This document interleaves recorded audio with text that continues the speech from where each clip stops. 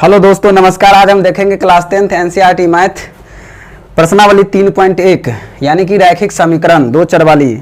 Question number 1 में कह रहा है, जो आफ्ताब अपनी पुत्री से कहता है 7 वर्ष पूर्व मैं तुमसे 7 गुनी आयु का था, अब से 3 वर्ष बाद मैं तुमसे केवल 3 गुनी आयु का रह जाऊंगा, क्या यह मनोरंजन है? इस स्थिति को बीजगणितीय एवं ग्राफीय विधि में व्यक्त कीजिए। तो दोस्तों, गणित का जब भी सवाल आप बनाते हैं तो गणित जिस तरीका से हम अभी पढ़े इसे नहीं पढ़ना है, इसलिए मैंने आपको स्पीड में पढ़ के बताया हूं।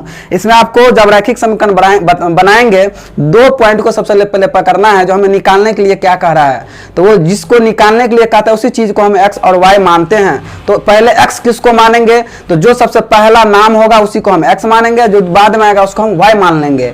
लेकिन गणित का पढ़ने का थोड़ा तरीका आप यदि चेंज करते हैं तो आपको इसमें बेनिफिट क्या होगी, रैखिक समीकरण निकालने में आपको कठिनाई कहीं नहीं आएगी और मैथ को अधिक से अधिक सवाल आपसे हल हो पाएगी। तो पढ़ेंगे कैसे, देखिए दिया हुआ है आफ्ताब अपनी पुत्री से कहता है, यानी कि कौन कौन है, आफ्ताब है और उसकी पुत्री है। तो मानेंगे किसको, एक आफ्ताब को मानेंगे और एक उसकी पुत्री को मानेंगे।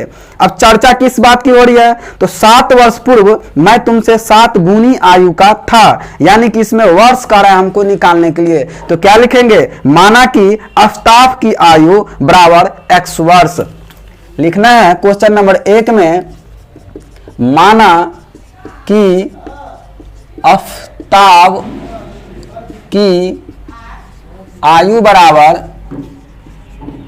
x वर्ष। अब उसके बाद था पुत्री से कहता है, यानी कि उसकी पुत्री है, तो आफ्ताब की पुत्री की आयु बराबर y वर्ष। अब ये चीज हम तो निकाल लिए, अब इसमें हमको कह रहा है, ये तो अपना मन से लिया है ना, इसके बाद जो लिखेंगे वो हम गणित की भाषा में लिखेंगे। तो लिखेंगे प्रश्न से, यानी कि हमें क्वेश्चन क्या कह रही है, तो क्वेश्चन कह रही है 7 वर्ष पूर्व, 7 वर्ष पूर्व किसका आयु, पहला कौन है, आफ्ताब। तो आफ्ताब की आयु। तो दोस्तों मैं एक चीज बता दूं, रैखिक समीकरण में आपको 2-3 चीज आएगा। सबसे पहले मैं बता देता हूं, पूर्व का मतलब होता है माइनस, पहले का मतलब होता है माइनस, बाद का मतलब होता है प्लस, पश्चात का मतलब होता है प्लस। ये चीज आपको याद रखना है, आपको रैखिक समीकरण में ये बार बार आपको देखने को मिलेगा। तो क्या करें, 7 वर्ष पूर्व, पूर्व का मतलब क्या होता है, तो माइनस होता है। तो 7 वर्ष पूर्व किसका आयु, आफ्ताब की आयु। आफ्ताब हम किसको माने हैं, एक्स को माने हैं। पूर्व में क्या लगता है, तो माइनस लगता है, कितना वर्ष पूर्व, तो ये 7 वर्ष पूर्व, यानी कि उसका आयु कितना वर्ष होगा, x माइनस 7 वर्ष। अब उसके बाद कह रहा है फिर निकालना है 7 वर्ष पूर्व किसका आयु, तो उसके पुत्री की आयु। 7 वर्ष पूर्व आफ्ताब पुत्री की आयु, तो उसकी पुत्री का नाम क्या था, y नाम रखे थे, और पूर्व में तो लगता है क्या, माइनस, लेकिन इसमें भी 7 वर्ष है ना, तो 7 y माइनस 7। अब इसके बाद फिर हम रैखिक समीकरण पर ध्यान देंगे। अब कह रहा है, अब से 3 वर्ष बाद मैं तुमसे केवल 3 गुनी आयु का रह जाऊंगा। यह रैखिक समीकरण दूसरा समीकरण का हुआ, लेकिन इससे पहले क्या कर रहा है, 7 वर्ष पूर्व मैं तुमसे कितना गुनी है, तो 7 गुनी का रहा है, किसका, 7 गुनी। तो 7 गुनी का रहा है ओनली आपको 7 वर्ष पूर्व आफ्ताब की पुत्री की आयु में। तो लिखेंगे x माइनस 7 बराबर, इसके बराबर कौन है, तो y माइनस 7, कितना गुनी का रहा है, तो 7 गुनी का रहा है। तो क्या हो जाएगा, x माइनस 7 बराबर 7 को y के साथ गुना करते हैं तो 7y, माइनस है तो माइनस, 7 को 7 से गुना करते हैं तो 7 4 ना 7 7 49। तो x प्लस में 7 है बराबर किस साइड जाएगा, तो माइनस में 7 है। माइनस में कितना है 49, और माइनस में 7 है इस साइड जाएगा तो प्लस में 7, यानी कि x माइनस 7 बराबर 49 में से जो 7 घटेगा तो कितना हो जाएगा, माइनस 42, क्योंकि बड़ा संख्या किस चीज में है, माइनस में है, इसलिए ये क्या हो जाएगा, माइनस माइनस होगा। ये हो गया समीकरण 1। अब देखते हैं समीकरण 2। समीकरण 2 में कह रहा है जो अब से 3 वर्ष बाद मैं तुमसे केवल 3 गुनी आयु का राजा हूंगा। तो कौन करा है? आफ्ताब करा है। कितना वर्ष? तो 3 वर्ष बाद आफ्ताब की आयु, यानी कि बाद में क्या होता है? तो प्लस होता है। आफ्ताब का नाम क्या था? तो एक्स, यानी कि एक्स प्लस कितना? तो 3। अब फिर करा 3 वर्ष बाद आफ्ताब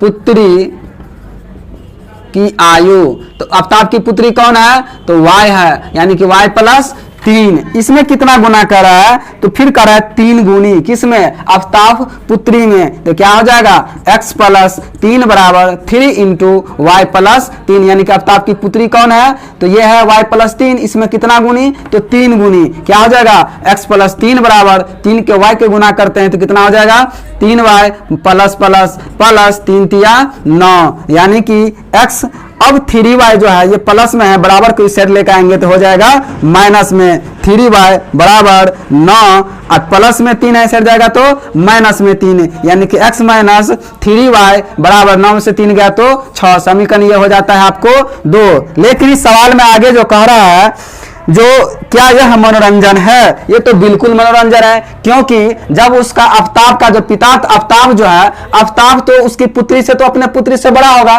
क्योंकि तब तो उसका पुत्री है।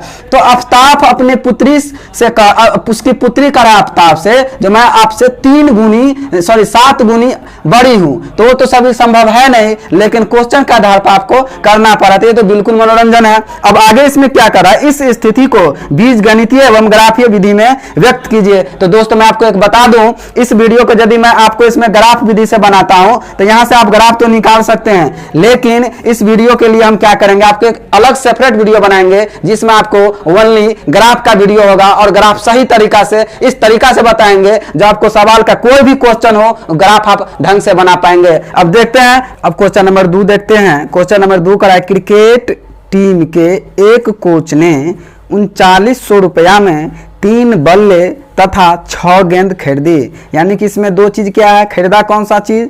3 ठो बल्ला खरीदा और 6 ठो गेंद खरीदा। यानी इसमें मानेंगे किसको? बल्ला को और गेंद को। क्यों? देखिए क्वेश्चन के लास्ट में दिया हुआ है जो उसी प्रकार फिर खरीदी। इस स्थिति को बीजगणित तथा ज्यामितीय रूपों में व्यक्त कीजिए। यानी कि इसको हम किस चीज पे निकालेंगे? ग्राफ के रूप पे निकालेंगे। तो ग्राफ का मान आपको अगली वीडियो में मिलेगा, लेकिन इसमें आपको मैं बता दूं, इसमें निकालने के लिए हमको 2 चीज करा है, बल्ला और गेंद। पहला क्या है? तो बल्ला है। लिखेंगे क्वेश्चन नंबर 2 में है, माना कि बल्ले का क्या? तो मूल्य का रहा है निकालने के ना, तो बल्ले का मूल्य कितना रुपया होगा? x रुपया, क्योंकि हमें पता नहीं है। अब फिर है गेंद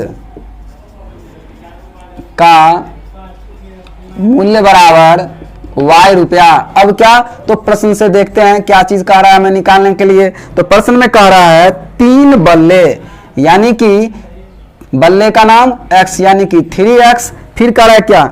6 गेंद बराबर कितना रुपया कह रहा है? 3900। तो 3 बल्ला और 6 गेंद मिला के ना 3900 रुपया हमें करा निकालने के लिए, रुपया में खरीदा था। तो किसके मिलाने का मतलब क्या होता है? प्लस। इससे क्या होगा? समीकरण फर्स्ट। अब सेकेंड समीकरण में फिर क्या कर रहा है? बाद में उसने एक और बल्ला, यानी कि x, फिर क्या कर रहा है? तथा उसी प्रकार 2 गेंद, यानी कि 2 गेंद का मतलब 2y है ना, बराबर कितना रुपया उसको लगा था? तो 1300 रुपया लगा था। दोनों को मिलाकर के कितना रुपया लगा? तो 1300 रुपया लगा। तो समीकरण ये क्या हो गया? समीकरण ये 2 हो गया। इसे निकालेंगे ग्राफीय विधि से। अब क्वेश्चन नंबर 3 देखते हैं। क्वेश्चन नंबर 3 का 2 केजी सेब और 1 केजी अंगूर का मूल्य 160 रुपया था। यानी कि इसमें है क्या? सेब और अंगूर। तो मूल्य कारण निकालने के लिए लिखेंगे, माना कि सेब का मूल्य बराबर x रुपया और अंगूर का मूल्य बराबर y रुपया। तो सेब का मूल्य है इतना और अंगूर का मूल्य कितना कर रहा है? तो y रुपया। तो इसमें हम करेंगे क्या, प्रश्न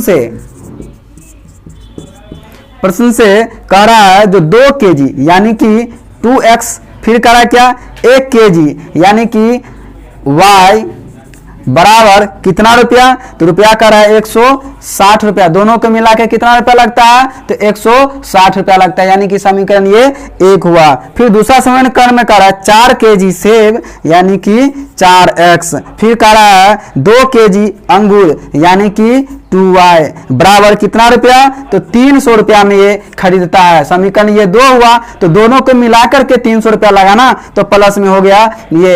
अब इसमें देखते हैं, इसको हम कॉमन भी ले सकते हैं, तो कॉमन कैसे लेंगे, तो इसमें 2 यदि हम कॉमन लेते हैं तो हो जाएगा 2x प्लस y बराबर 300 यानी कि 2x प्लस y बराबर 300 बट्टा 2, 2x प्लस y बराबर 150, समीकरण ये हुआ 2। तो दोस्तों रैखिक समीकरण का नियम है, जब समीकरण सेम हो जाए तो आपको इस समीकरण का मान निकालना असंभव है। वैसे ही यहाँ भी था, यहाँ पे आपको यदि इसको कॉमन लेते हैं तो ये दोनों समीकरण आपको सेम हो जाता है। देखिए मैं आपको कॉमन लेके दिखाता हूँ इस समीकरण का, तो क्या हो जाएगा 3 यदि हम कॉमन लेते हैं हो जाएगा x प्लस 2y बराबर 3900 यानी कि x प्लस 2y बराबर 3900 बटा 3 यानी कि x प्लस 2y बराबर 3 एकम 3, 3 तिया 9, 0 0, ये समीकरण आपको 1 में बदल के आ गया। देखिए समीकरण 1 और समीकरण 2, यानी कि समीकरण को भी ग्राफीय विधि से ही निकाला जा सकता है,